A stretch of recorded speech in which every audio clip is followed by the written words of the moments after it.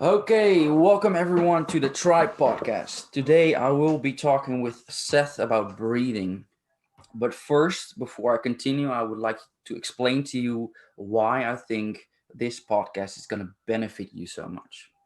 We breathe on average 25,000 times a day, every day, 365 days a week. And of course, exercise is good for you. Of course, eating healthy is good for you. Sleeping well is good for you. But if your breathing is not efficient, it's affecting everything in your life. All the chemical processes in the body are affected by it. Your state is affected by it. Your behavior is affected by it.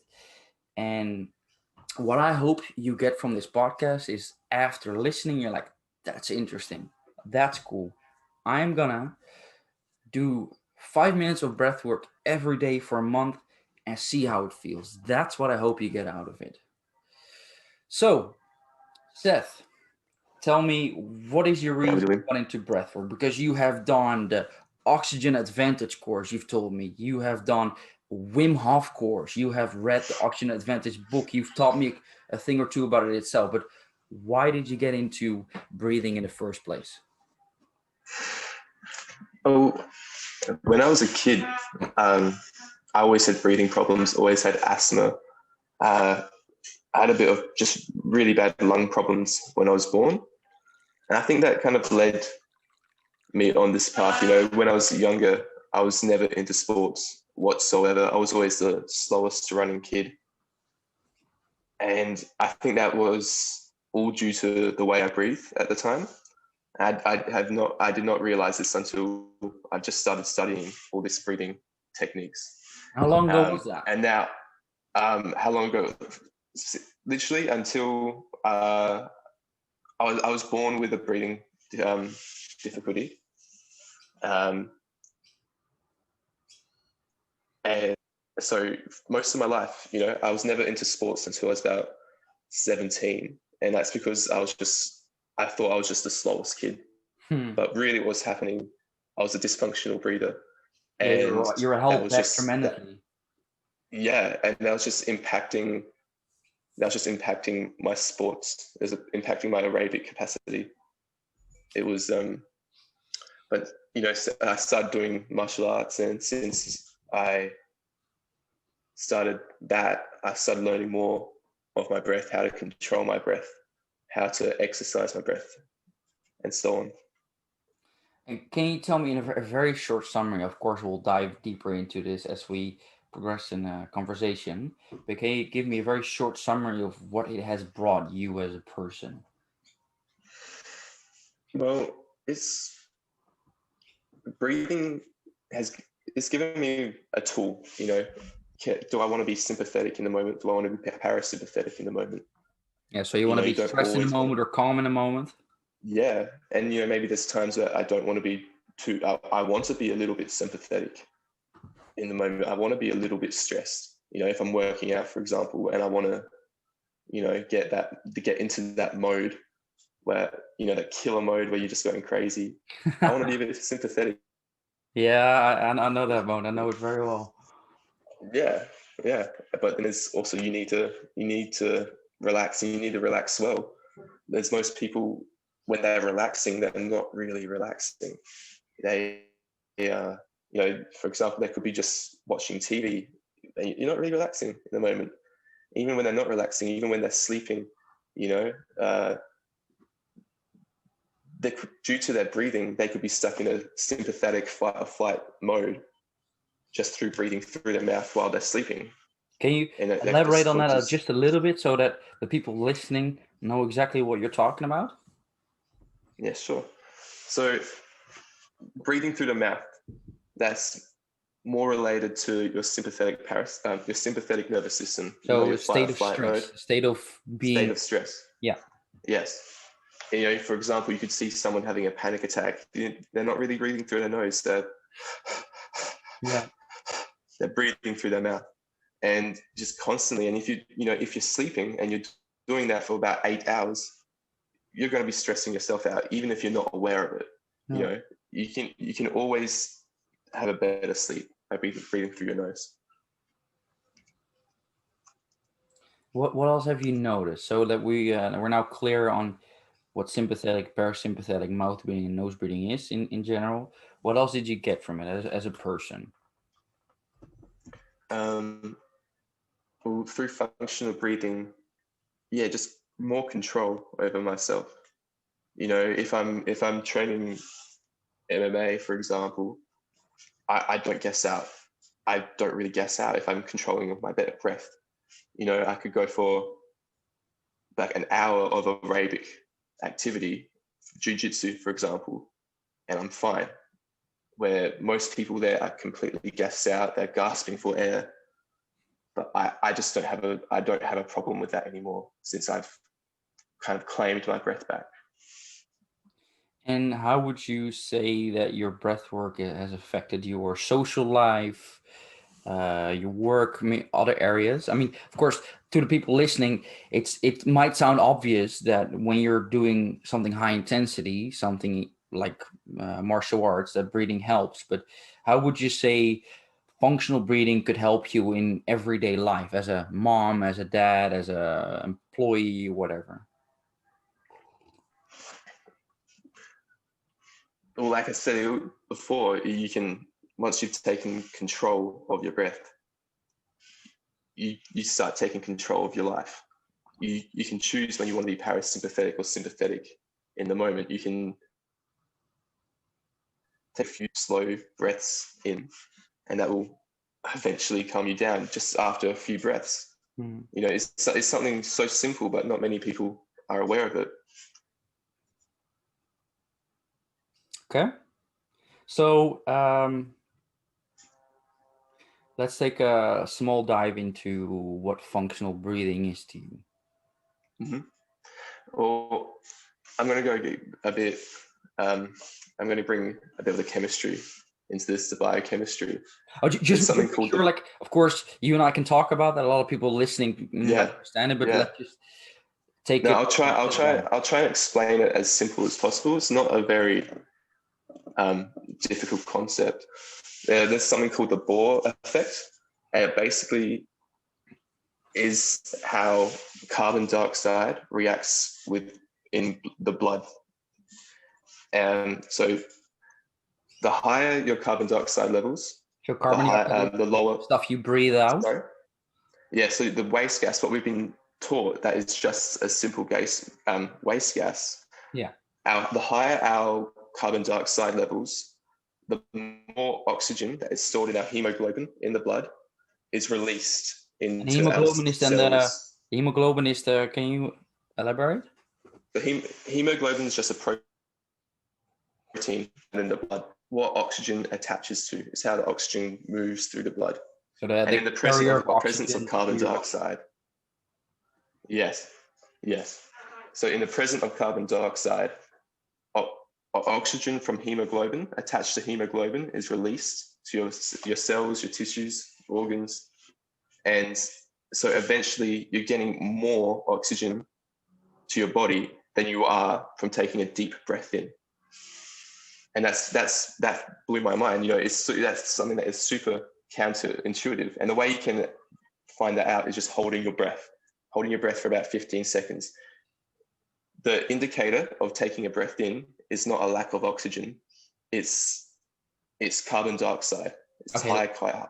Let's stop there for a second. Let's just get back to that. So the need to breathe when you're holding your breath, that moment you go like, oh, I need to take a gasp of air, is not the lack of oxygen. It is carbon dioxide. So what we used to say, waste, is building up. Yes. Okay, continue. Yeah, it's something that's something that just blew me away. You know, it's intuitive to believe that the desire to breathe is a lack of oxygen. It's not.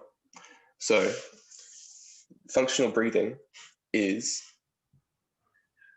being able to withstand tolerance to carbon dioxide. With a tolerance to carbon dioxide, you can take slower, deeper breaths without gasping. You know, someone who's in that sympathetic state where there's a lot of carbon dioxide going on, and they may not be tolerant to it. And one thing I would like to clarify too, and I'll have you explain it. Can you talk to me about when you're holding your breath and you feel like you're lacking that oxygen? Is your tissue actually decreasing in oxygen? Can you talk to me about that for a second? It's decreasing in oxygen. Yeah, because what I've been told is that, let's say you're doing a breath hold. You're holding your breath for a minute, 2 minutes, if you're really good, 3 minutes.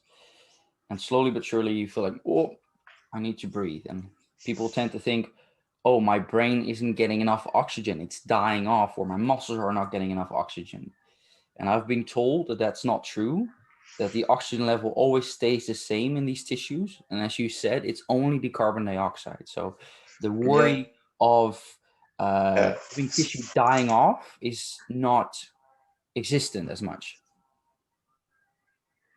Yeah, so we believe we need more oxygen in the moment, you know. Sorry, my dog just opened the door. That's all right. That's all right. You know, when we take a deep breath in, it's almost like you're filling a cup that is already full with more water. And that is due to your blood alkalinity. Your blood alkalinity is how much oxygen is in your blood. Sorry, Will, I'm kind of having a bit of a mind fart. No, that's okay. That's okay. Yeah. Okay, so you can edit that out. You were talking about alkaline. So can you talk to me about acidity, alkaline, and the blood and what that means?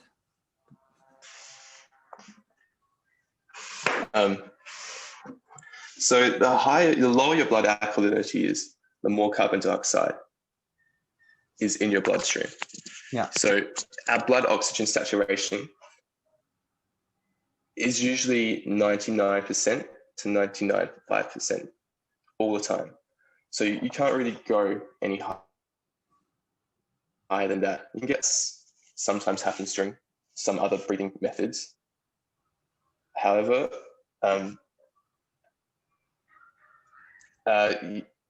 since you breathing in does not really increase your blood oxygen saturation, there's no point in taking deep breaths in to get more oxygen into your body. That's good that you say that. No, I think that's something we have to repeat as well, is that when you're breathing in, you're not necessarily increasing your oxygen levels. You know, I always thought that to be weird, because I've been told this, that if you hold your breath, oxygen levels go down. I'm like, that's weird, because, you know, we as beings have evolved for millions of years, and that would seem like such a fluke in evolution, that if you hold your breath, oxygen is going down, your brain is dying, your muscles are dying. I'm like, really? Yeah. Can't be that simple. You know, that's when we can contrast functional breathing and breath work, such as the Wim Hof method. You know, I stopped doing some Wim Hof work because it was almost counteracting the functional breathing. Yeah. With functional breathing, you kind of want to work with higher carbon dioxide levels. But when you're doing something at the Wim Hof level, you're getting into a state where you're blowing out all the carbon dioxide and blowing out all the oxygen in your body. Yeah. So you're hypoxic and hypocapnia. Yeah. See, that's good that you say that. I always have two main categories when it comes to breathing. And so the way you're saying hypercapnia and hypoxic, one would be you're lowering your oxygen levels. And that would actually be contrary to what people might think. It's actually breathing faster, right? Yes. And the hypercapnia would be the building up your carbon tolerance. So, you know, there's all these breathing techniques out there, but they're basically categorized in two categories. One would be lowering your oxygen level by breathing really fast, hyperventilating. And the other would be breathing slower, building up your carbon dioxide. Yes. Can you tell me what kind of breathing practices that you do and how you do them and how people listening could incorporate these practices at home? So for my functional breathing, I work with it, and their whole philosophy is basically bringing the mountains to you. It's high altitude training when you're not in high altitude situations. For example, when you're up in the mountain, you're not breathing in as much oxygen, right? So you're constantly more in a hyper capnia state, a state where you have more carbon dioxide in your body. Yeah, so hypercapnia, more carbon dioxide. Yeah. Yes. So if you're climbing up if you're 3,000 meters above sea level, you'll most likely struggle to breathe. So yeah, I remember that from Peru. My God. Yeah, man. Cusco, Jesus. Yeah. And if you're breathing, so if you're an athlete and you're training in high altitude areas, you kind of have a bit more of an advantage than athletes who aren't in that situation. And that's due to you're able to withstand carbon dioxide more than the average athlete. You know what I've also been told? I always like the mechanics behind things. Like it's always there's this common knowledge that we have, but I always like to understand why. I always like to understand why so I can connect it with other things. And from what I've been told, there's two things that primarily happen to the blood when you're being exposed to hypercapnia. So when you're on an altitude, you release more EPO, and that's supposedly a hormone that creates more red blood cells. Yeah, that's something I wanted to bring up today. I thought that's really interesting. That's what lots of athletes use to. It's considered doping as well. And what they do is that they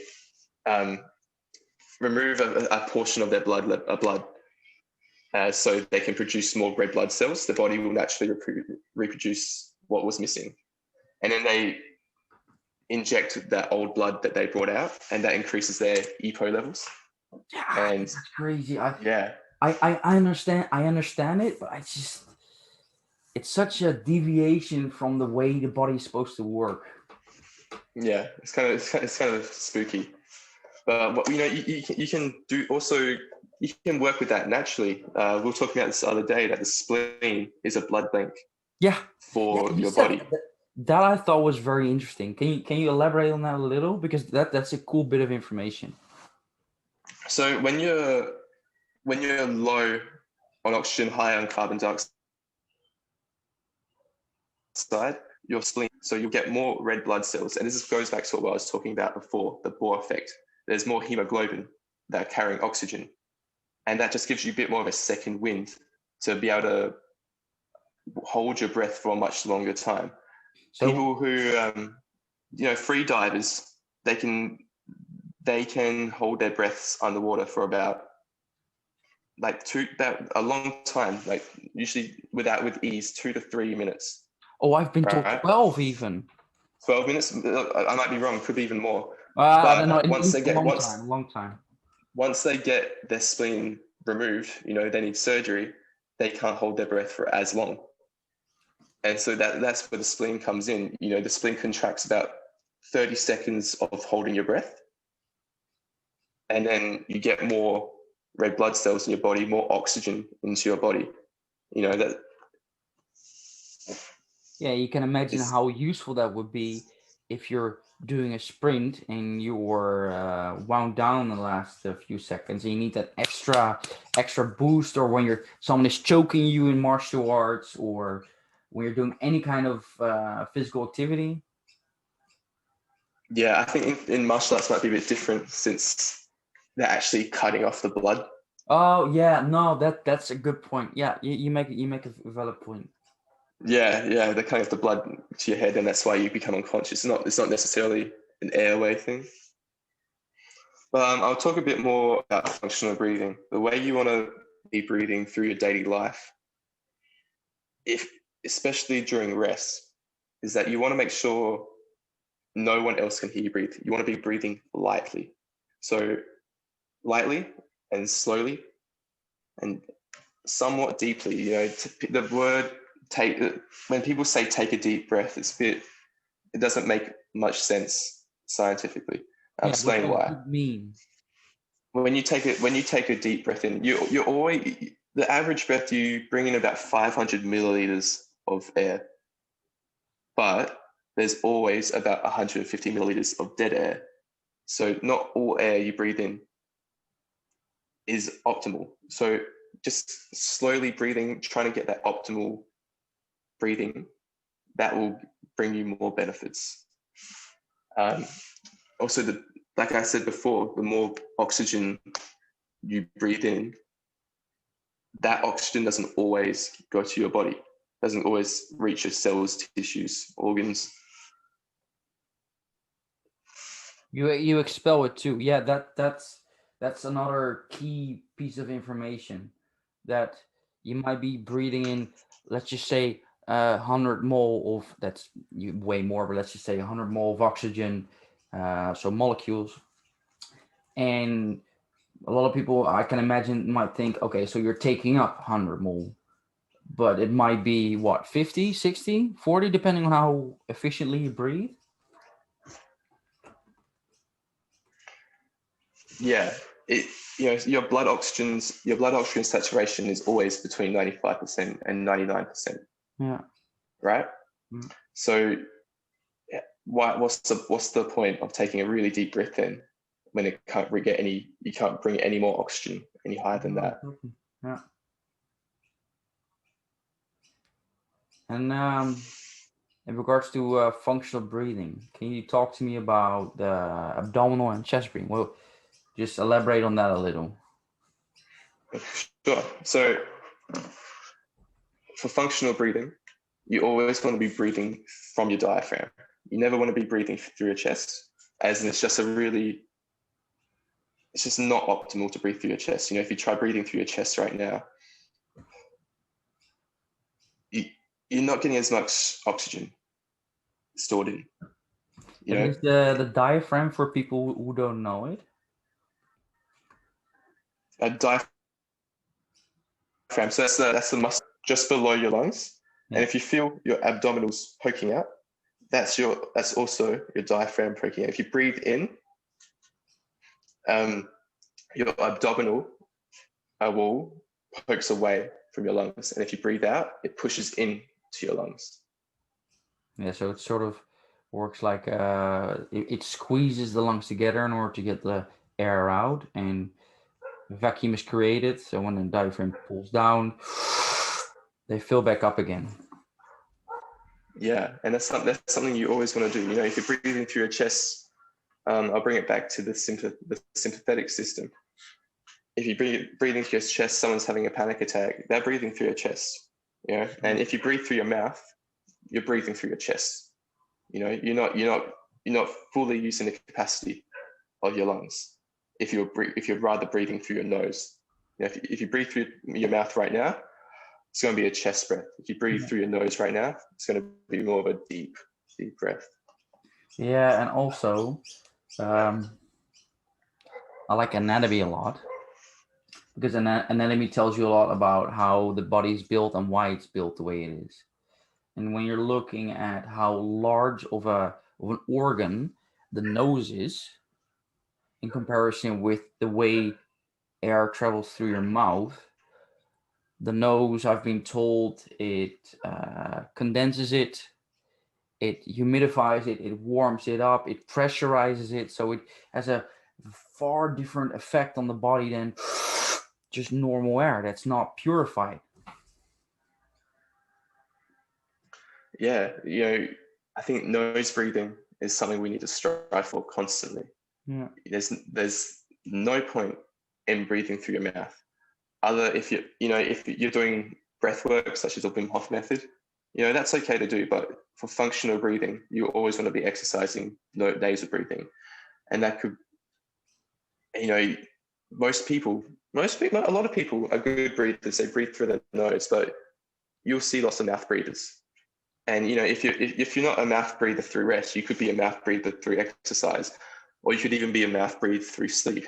If you're 100% sure you're a nose breather, how are you so sure that you're doing it through sleep? You can't really Hey, tell, can you? that's a good point. That's a really good subject to get into. So for people listening right now, you might be thinking, "Oh, I'm breathing all right. I have no issues with breathing." How can you know whether you're breathing right or wrong? What kind of symptoms might you be dealing with if you do a lot of mouth breathing? Yeah. So, for example, a lot of sleep apnea is actually caused from mouth breathing during sleep. So sleep apnea would You know, be you wake up during the night because you don't get enough oxygen and yeah. the And that term is also like even snoring. Snorers. What's really happening? Their mouth is open, and their tongue is just falling to the back of their throat, yeah. and their mouth is just wide open. They're sympathetic while sleeping, and it's annoying for not just them, for everyone around them. Yeah. Less So deep sleep. ways to start working with that is that you can use tape. You can get this micro tape that you can just get at the chemist. It's not harmful at all, and you just put it on your mouth during sleep, and I guarantee that you'll always have a better sleep from using it. Okay, so you're saying sleep apnea, snoring can be a sign of mouth breathing. Um, what else? What other things can you notice if you're not breathing perfectly or not breathing efficiently? I just feel panicky if I'm breathing through my mouth. Uh, through nasal breathing, your nose hairs actually work as a defense from bacteria. So if you're constantly mouth breathing, you're letting more bacteria to enter your mouth, but the nose hairs are basically your first defense from So getting sick. if you don't want COVID, if you don't want corona, breathe through your nose, Yeah, basically. breathe through your nose. Put them. Yeah. You know they dive quite deep into this in the ancient art of breath. They also talk about deformities of the face, which I thought was really interesting. So I like to go bottoms up. So instead of looking at symptoms, I want to know what's causing the issue. And I always thought breathing is the very essence of everything. Well, it turns out, according to a book, that's not entirely the case. So because we're not chewing as much anymore, we don't chew our food as much. We don't have raw meats, raw vegetables. Our jaw is not as strong, which means our respiratory channel was not as open. And they say that causes deformities in the teeth. It means that your nose flaps are collapsing on you, so you're more forced towards breathing through the mouth. I thought that was really cool too, because it makes you less attractive as well. Mm. Yeah, it's pretty bad. People who are constant mouth breathers, their chin doesn't develop. People who are like that, um, their nose becomes pushed down because their nose is just not active. You exercise every other part of your body, your muscles. You do a bicep exercise, your biceps eventually get bigger. It's the same with your nose, especially during childhood. Your nose, if you're just constantly mouth breathing, your nose becomes inactive Yeah. and more inefficient the less you breathe through your nose. And the nostrils actually start poking down instead of moving forward. It's hard for someone who's listening to imagine this. It's better explained with a picture.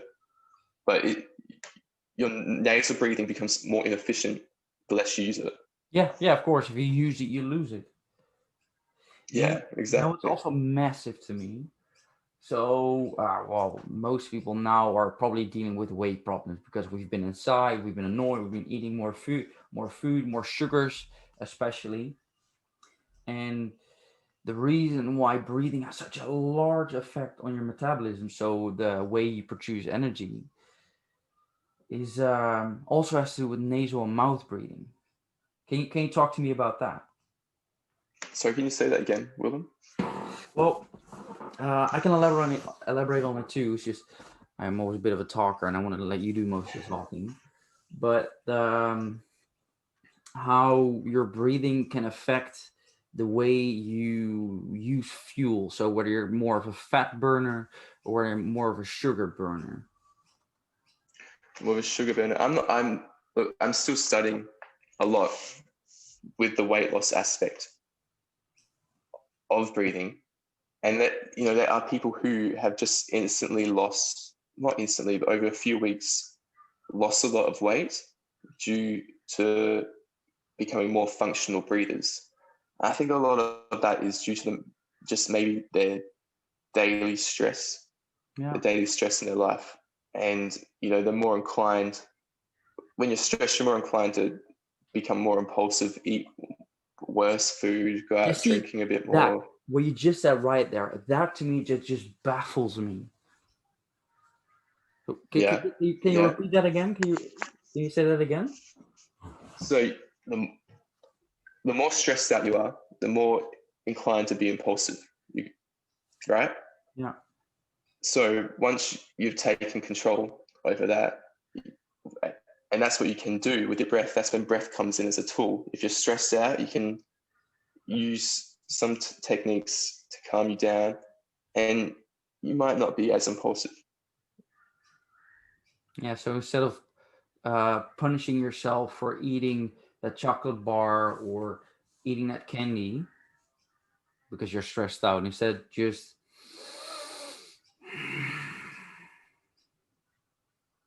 yeah, I like that. You know, they talk about this in the book I just mentioned as well. So well, we mentioned the sympathetic nervous system, the parasympathetic nervous system, and these nervous systems have innervations in all parts of your body, in your gut, in your heart, in muscles, but also in your lungs. And what they say is at the top of the lungs, you have a sympathetic innervation. So if I go, I get that sympathetic response, stress. Whereas all the way down, you have parasympathetic innervation. When I go, I get a signal saying it's okay. And I can imagine if you're day in, day out, get the pop, pop, pop, pop, pop every day, you're stressed, stress, stress, stress, stress. You're going to have to fuel that stress response with sugars. Yeah, look, we don't relax properly anymore. When we get time off, we probably watch some TV, and that's not true relaxation. No, absolutely. No, absolutely not. And no wonder why people think they're tired all the times. They're not getting true relaxation. Which would True be, relaxation is more of a meditation. It's not meditating, but it which should would be maybe almost sitting feel like down, doing meditation. nothing, which could be walking through nature. Yeah. Yeah. Yeah, if you're watching a movie you haven't seen before, it's random. You don't really know what to expect. So you're jumpy. You'll be a bit more jumpy. It's not true rest. And if you're a mouth breather and you do all those things and then you go to sleep, you're never resting for 24 hours. You're never resting. Yeah. You know what? Something well, this is pretty much the reason why I do the breath work is posture. You know, you probably know this story. It's about lobsters. Lobsters are Yeah. interesting because of the serotonin system. Mm-hmm. For people that don't know what serotonin is a neurotransmitter that's created in the gut and in the brain, and it is connected to social behavior. So if you produce serotonin, you feel good, you decrease the fight mode, and you're more proud. Whereas if you have little serotonin, you shrug up. And the way you see that in lobsters, when two male lobsters are fighting for a hierarchical position, the one that loses shrivels back up and goes back into his cave, or goes away. Whereas the one that wins opens up his chest. He's the winner. Yeah, they basically, their whole brain chemistry changes. It becomes an entirely different being. Yeah. And some people might think, okay, so more serotonin is better. I'm like, no, hold on. Because here's what they did. They injected the lobster that lost with serotonin. So he went up again. He felt good about himself again. And you feel good about yourself without having the tools to fight off that lobster. So you're So making yourself feel like you're ready to take on the enemy, whereas you're not. You first have to work on yourself before you can give it another try. mm, But mm, there you go. There I go again talking much. But it's just yeah, I get passionate. I get looking at the excited. Jordan Peterson. But so posture does a lot with serotonin. A host of How other. did you find that affected, how breath affected your posture? Well, when you're breathing, so much is happening in the body. If I take a deep breath, what's going to happen? My chest opens up. My shoulder blades are pulled back. My spine extends. My stomach opens up. My hip opens up. So my whole torso just moves up. I have a proud chest.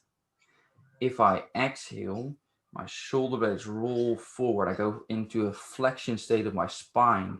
My hip flexes and I go in.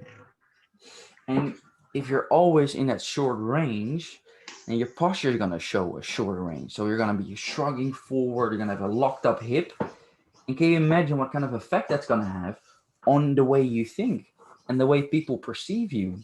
So if I talk to you with a proud chest, not too proud, of course, because I don't want to be too offensive, but proud enough that I can show I'm here, you're going to take me on differently.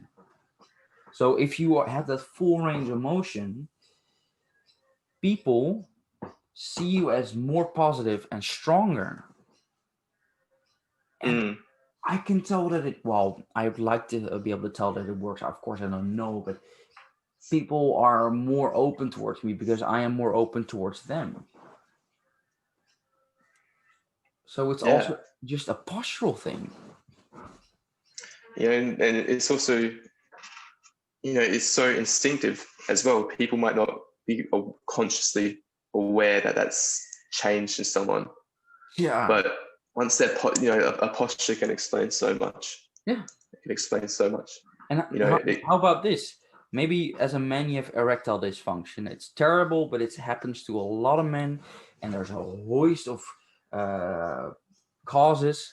But I think one of them is you're not able to breathe through to your pelvic floor.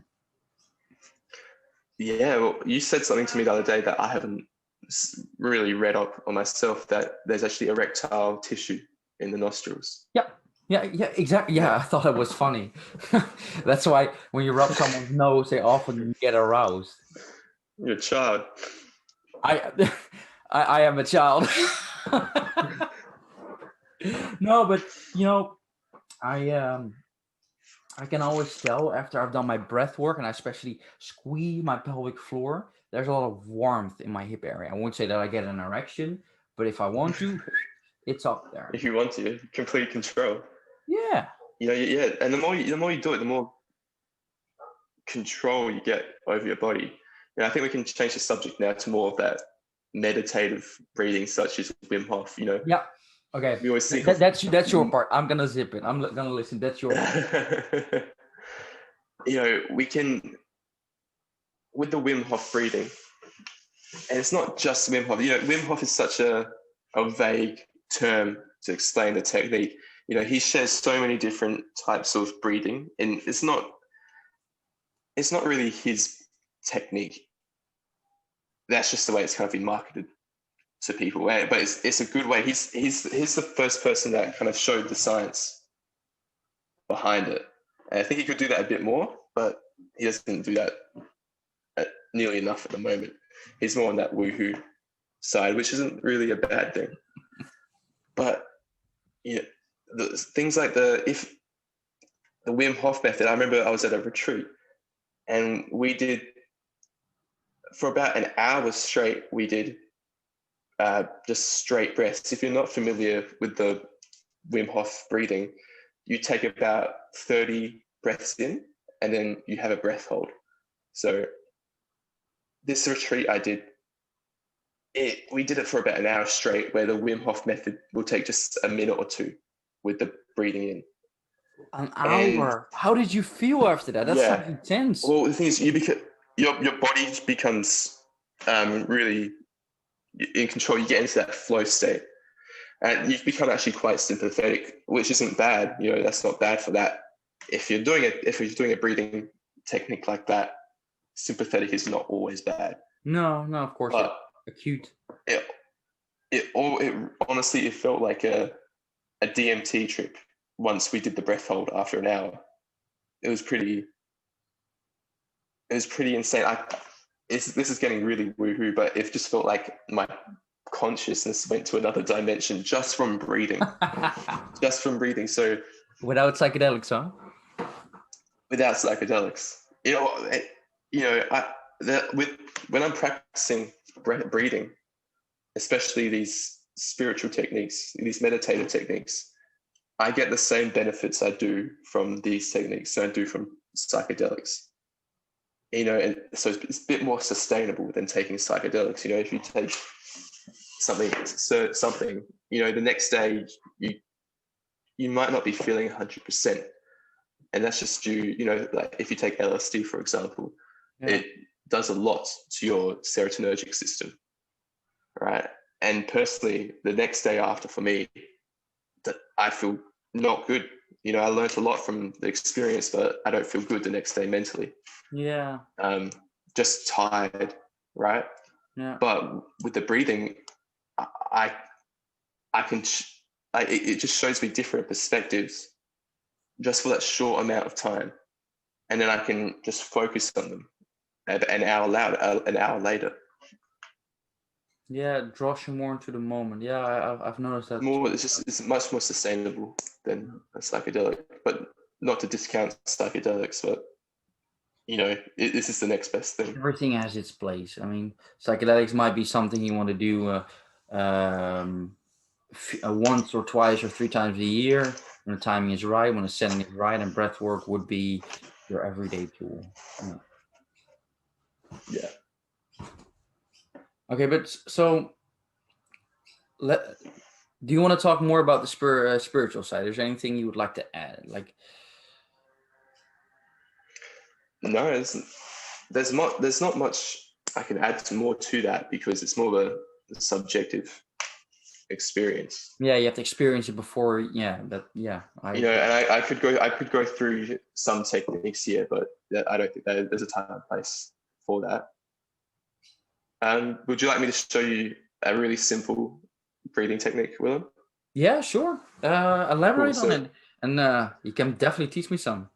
Go ahead. Yeah. So this is called the 4-7-8 technique. So you take a deep breath in for about 4 seconds, hold it for 7 seconds, and then out for 8 seconds. And would that be inhale 4 seconds through your nose? 4 seconds through your nose, hold it for 7 seconds, then 8 seconds out.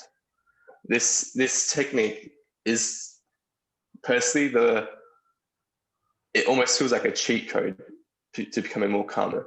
After just one round of that, you can do it throughout the day a few more times, but it's what I use if I'm doing a jiu-jitsu fight or something like that. And I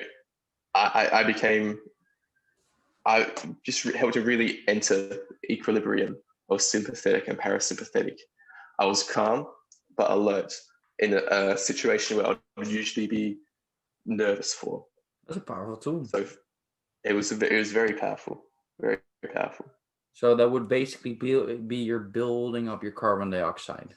So because you're, of course, I actually don't know the science of this technique, but I'm happy to get back to you on that.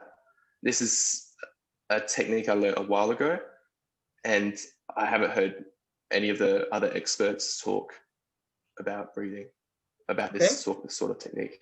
But let's go a little bit further on this topic. So you just said 4 seconds. Inhale through the nose, hold it for 7, and then exhale through the nose 8. That's to calm down. You were talking about the Wim Hof breathing method. So you were saying 30 inhales through the mouth and exhale through the mouth and then hold it for 2-3 minutes. So yeah, And we'll just hold it for as long as you can. With the Wim Hof method, a lot of people, they think their results are from the breath holds at the end, but it doesn't really matter for how long you can hold your breath after the Wim Hof method.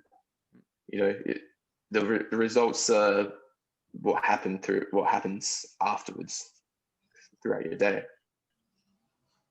so talk to me about another method, maybe for building up your carbon dioxide tolerance. So that's when I'll go more back to the oxygen advantage. It's more closer to altitude training. To increase your carbon dioxide levels, you can just hold your breath, hold your nose, and then take about 15 steps holding your nose, and you'll feel a level of breathlessness. You'll feel the carbon dioxide build up. That's that head pressure from carbon dioxide.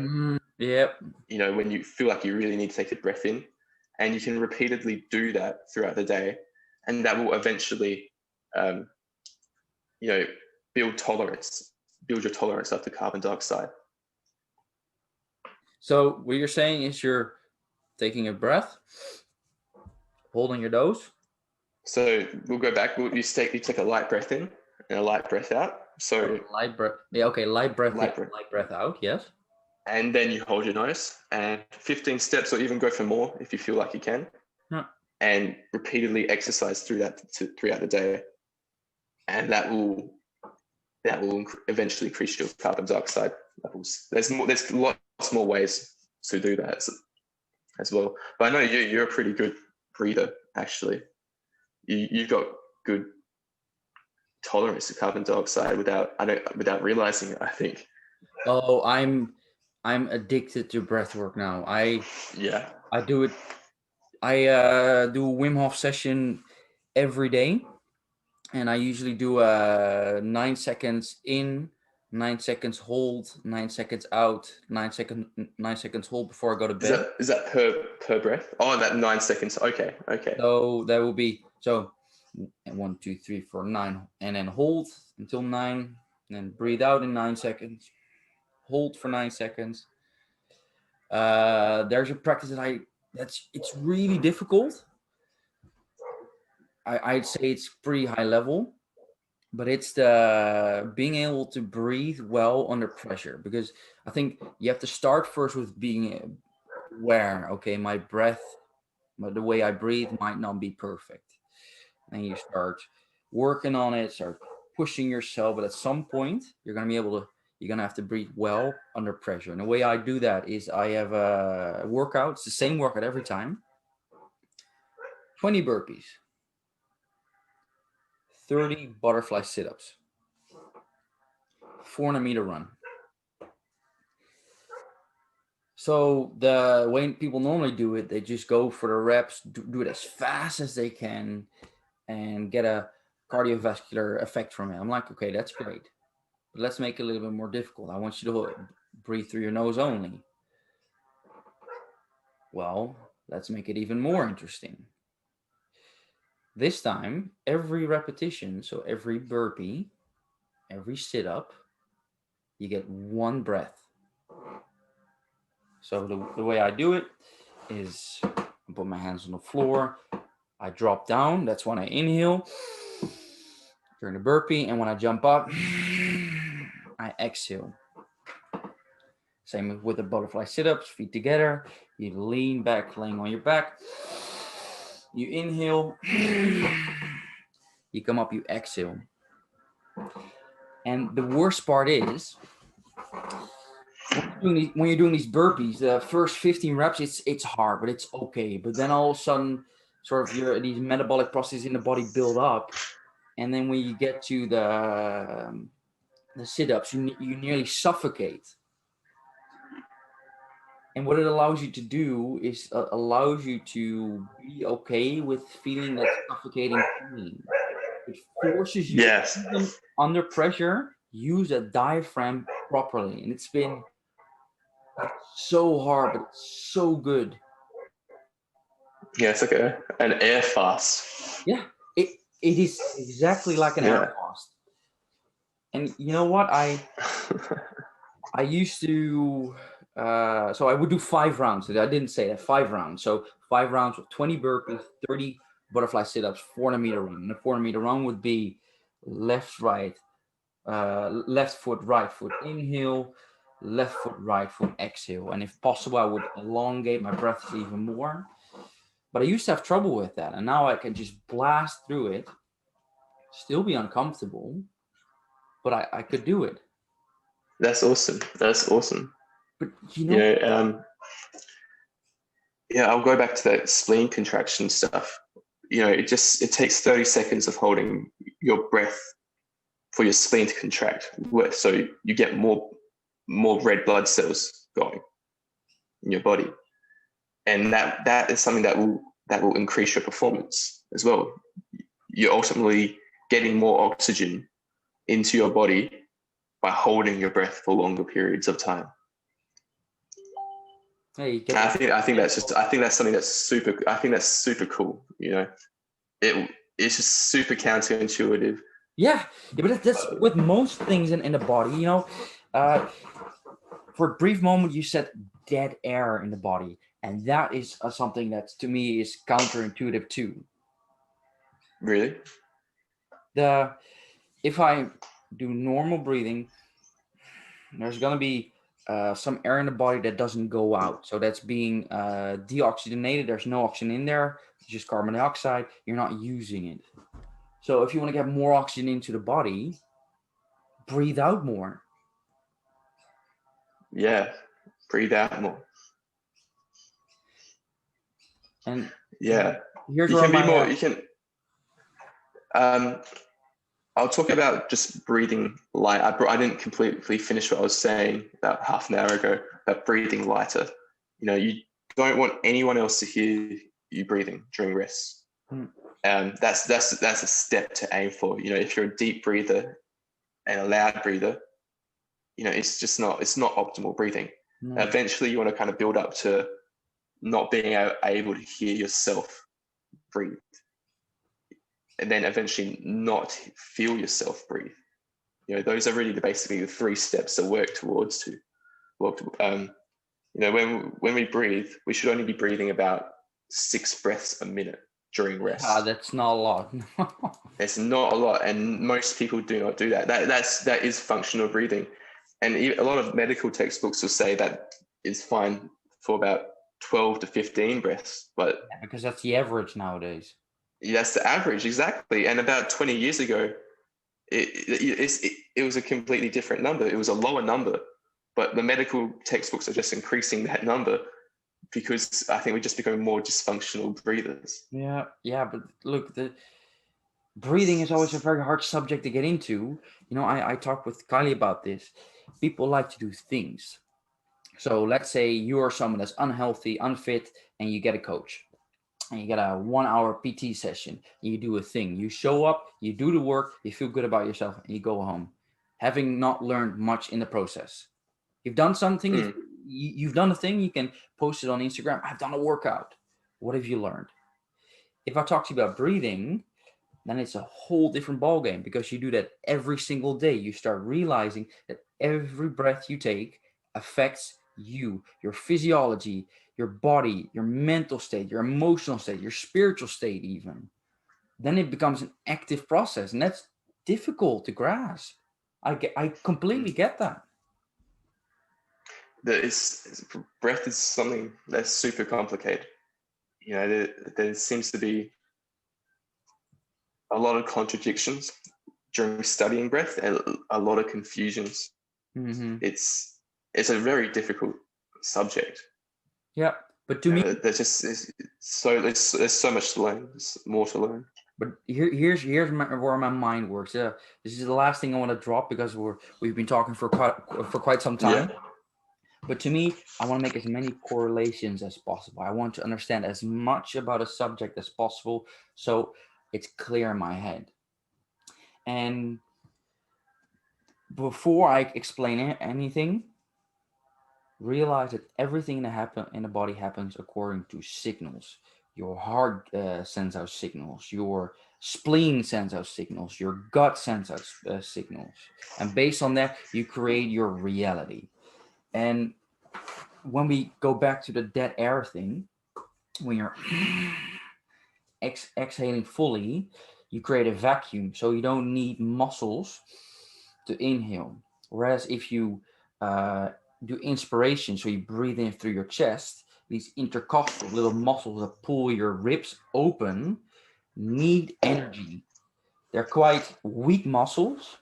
And if they're fatigued, they're sending a signal to you saying, oh, you're tired, stop. Because if I can't function anymore, you're going to suffocate. So if anything, breathing is just a signal. It tells you in the moment what is going on. And if your inspiration, inhale, expiration, exhale, muscles are strong, you're not going to get that stress signal anymore. And that takes time. It is such a powerful tool to just take care of anything in your life. It's amazing. I will never stop doing breath work ever again. I will do it every day for the rest of my life. That's a promise. That's awesome to hear. That's awesome to hear. Yeah, I think it's just something that's becoming more mainstream now. It's, we talk about, what food we eat, what we drink, but we never talk about air. We're breathing. We have a relationship with air every second. Yeah, right? Yeah, exactly. Every second. Food 3 times a day, water hopefully 8 times a day. Yeah. But I think we just need to go back. One of the big things I want to share is that carbon dioxide is not just a waste. It's not your enemy, it's your friend. Yeah. You go to a yoga class, they tell you to take a deep breath in, and then breathe out all the crap. Right? And then I get what they're saying. Let go of what's not serving you, but the carbon dioxide is serving you. You know the way I see that? Whenever I do breath work, I visualize it, me being in connection with nature in quite a literal sense, that I am taking in the oxygen from the trees and from the flowers and all the flora around me, and I exhale the carbon dioxide and I fuel everything around me, because carbon dioxide is a fuel for a tree in a literal sense. So it's not a waste. And you know what? I'm going to make a statement. You are cutting yourself short majorly if you don't do breath work at least once a week, preferably once a day. And the more you do it, what you put into breath work is what you'll get out of it. Yes. Yeah, because after this podcast, I want to do some studying. And what I'm going to do, I'm going to run outside and I'm going to work on my nasal breathing. That's the first thing I'll do, and I'll feel great after. And you know what? Yeah. I am incredibly passionate about helping people. To me, life is about first balancing yourself out and through that helping other people. And honestly, if you want to help those around you, your wife, your husband, your kids, your friends, your family, your clients, breathe well. Seriously, breathe well first. And breath is the first thing you have control over. Yes. It's, you've taken an ice bath before? Yeah. What happened? What was the first thing that happened when you went right into the ice? Yeah. Yeah, stress. But yes, exactly. And once you start to take control, it takes only a few seconds while you're in the ice to reclaim your breath. Start breathing slowly again. It's in your mind. I can murder myself during training, burn up, but I won't feel a thing. Wow. Okay. Is that because you've done it so many times, or? Well, very briefly, burner question, something I'm a big advocate of. Burner question is all on intensity, murdering yourself in less than 20 seconds. And you don't want to do more reps, you want to do less reps. And because I know what it has done for me, I understand the theory behind it firmly, I've accepted that whatever I'm going to feel is a part of it. So it doesn't hurt me anymore. I feel the sensations, but it doesn't do anything to me. I can cry. I now collapse, not being able to stand on my legs and feeling like I could have a chat with you. Mm. So it's sensations. Yeah, you can switch over really. Yeah. Well, it's not even switching over; it's still there, but you can zoom out. Yeah. You can zoom out. My body can be on fire and nearly dying, and I could be smiling. Let's test that. Okay. No, I did one yesterday with Renee. It was interesting. Well, yeah, I can also believe you in that. You know, you've seen that photo of that monk who's on fire. He set himself on fire and is still meditating. Yeah. You've seen that photo before? Do you know what Yeah. you know what I'm talking Yeah, about? it's a protest. I don't know what the protest was about, but I've seen it. Yeah, and you can focus on the pain, or you can just become aware of it. They're two different things. 1 second. My laptop is about to die. Well, to just finish it off, to give people just a very clear message, I'm going to ask you to give them, if you want, two messages, and I'll give them 2 messages, and I'll cancel the podcast. So what would you like to tell people listening? Well, breath is like breathing. Functional breathing is just as important as going to the gym. It's maybe even more important. And not to denounce working out or anything, but breathing properly will impact your life. It will impact your life for the better, no matter what. And then it will also affect how you go to the gym as well. So that is just functional breathing is important. You'll probably be able to do more at the gym if you're a functional breather. I think it's the way to go. I think it's something we should start learning more about in schools as well. Yeah, it's just, in school we taught carbon dioxide as a waste chemical. No, it's not. Just be in control of your breath. Learn how to do that. It's something you learn. It's always been there for you, but the more you learn how to do it, the better you get at it. I like it. Okay, I've got one too. Experience is everything to me. Feeling tells you more than words can ever will. So do it. I challenge anyone listening that hasn't done breath work, or maybe even has, for just 1 week. Before you go to bed, lay down on your bed for 10 minutes and breathe as slowly as you can. And see how you feel. That's it. Try it. Experiment it. It's not going to hurt you. If anything, it's going to maybe even change your life. Okay, Seth, I would like to thank you a lot for your time, and I really hope people get something out of this. And for you listeners, I hope you learned something.